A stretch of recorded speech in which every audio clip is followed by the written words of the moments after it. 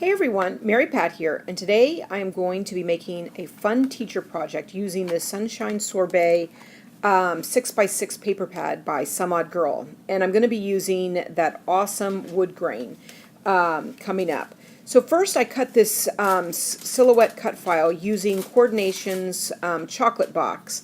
And the outside is brown. And then when you use the sand it gadget or any type of sandpaper and you start sanding it, the core is red, and then that will start showing through. So I kind of want to distress and bring out the red all along the edges of this. So this is going to be like a little treat box. I'm making it for a teacher, but you could make it for anybody. Now I am cleaning up using my Dust Buddy and just getting all of that fun dust off of that so that everything else can adhere to it. So again, I said I'm going to be using that part, and that's going to be the front of my treat box. And so first I need to set my treat box up. And I'm using this awesome zip dry glue, and this glue is amazing to be working with paper. It is my new favorite glue when I'm using these cut files and making 3D projects from my silhouette. So I'm just kind of piecing it together. It kind of looks like a French fry container a little bit. And so I'm just putting down, you can see I'm not putting that much. I'm just putting about 2 little lines going down on each side so that the other side can adhere to it. And it comes out really nice, and it just takes a couple of minutes for it to dry, and then it is stuck forever. So I'm just putting those sides together, and then I'm just kind of pressing firmly on each side and holding it there for a little bit, and just so that it can start gluing down together, and then I'll just set it aside for a little bit and let it dry. So I'm just kind of pressing down and getting that going on there. Now here is the front of my cover using that awesome wood grain and that beautiful orange color. And I just kind of put it to another piece of cardstock just to make it, I kind of wanted some dimension to give it another layer, so to pop kind of coming off of the box, but I didn't really want to use foam tape on there. So I used another piece of cardstock and kind of made a couple layers, and then I'm putting that zip dry glue once again on there, and then I'm adhering it down, and I'm just kind of with my fingers pinching down the sides on there to get it to stick.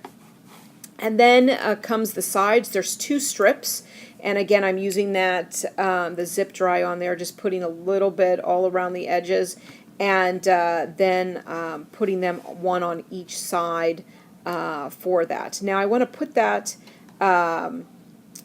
and so pinching that down and then putting the 2 sides on, and that looks great. And so I really need that now to kind of set up and so that the glue can really start adhering there. So I'm going to move on to the stamping, and I'm going to use this set from Some Odd Girl, and I'm going to be using this wonderful apple from Fruit Salad. And first I'm going to stamp it with my Memento ink, because I'm going to be using my Spectrum Noir markers to color this adorable little apple. So I'm using my Coordinations 110-pound smooth cardstock, and so I'm printing, or not printing, stamping him out, and got a nice stamp there. Now these are my swatches, and I'm going to be using for my Spectrum Noir my DR 3, 5, and 6. Now, I'm going to be cutting this out. I'm not going to be leaving a white layer, so I'm just quickly going through with the chisel nib, and I am just kind of filling that in with my lightest color on that, my DR3. Next, I'm going in with DR6, and I just want to create some shading. And again, I'm using that chisel nib because I'm just going kind of fast on here, and so I am going around the edges and adding the darkest color. So I sometimes go from the lightest, then to the darkest, then to the medium, then back to the lightest again. So now I'm using the medium shade, which is DR5, and I'm going right up against that line of the DR6, and I'm just kind of pulling that color so there's not a harsh line from the DR6 to the DR5, so that they're blended together, and just kind of pulling that in to the center there and going around and just kind of pulling that out. And that looks good. So now I'm going back to my lightest color, the DR3, and now again I'm just pulling that color out and blending it all and making it look nice, and I like that. Okay, next I'm going to be going into coloring the stem, and I've got EB6, and I am going to color that little stem all the way using this color and just kind of moving my paper to get that in. And then I'm going to use the EB5 and just to add a little bit of shading up at the top and at the bottom of the stem. And that looks good. And moving on to the leaf, I'm going to use CG1 and 2. So I'm starting off with CG1 and just kind of coloring all of it in.